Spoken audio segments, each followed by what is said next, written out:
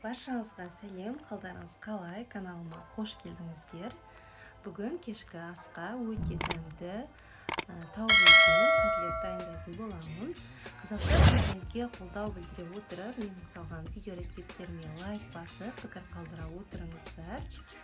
Ең алдымен котлетімізге қосатын нанның үстіне сүтті құйып жібітіп аламыз.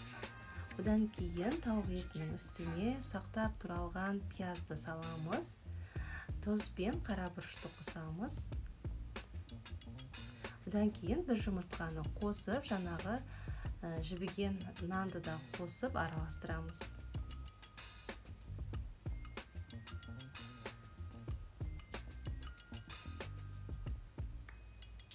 Әбден қолымызбен ыдысқа осылайша ұрқылап, шашырап кетпес үшін котлеттеріміз араластырып аламыз.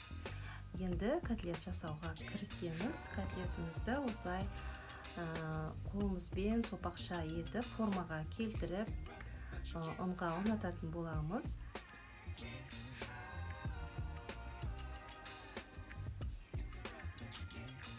Барлығын осылай сопақша етіп жасап шығамыз.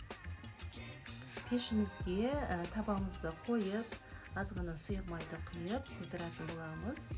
Қызып тұрған майға котлетті саламыз. Котлеттерімізді 5-7 минуттай бетін жауып, қызартып қуырамыз.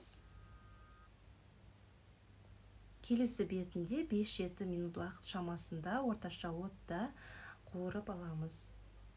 Менің каналымның дамуына үлес қосып, осы видеоны поделиться батырмасын басып, достарыңызға, әпке-сіңлілеріңізге жіберіп қойыңыздар, және де каналға тіркелуді де ұмытпаңыздар.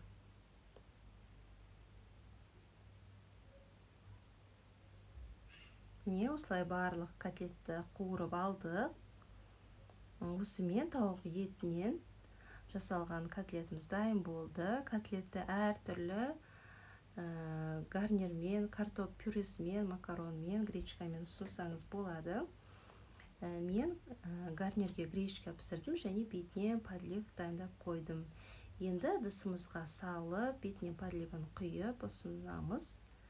Міне осымен гречка қосылған котлетіміз дайын болды. Видеоны соңына дейін көрсеңіз, видеоны аса лайк басып, пікір жазуды ұмытпаңыздар. Және де каналға тіркеліп қоюды ұмытпаңыздар.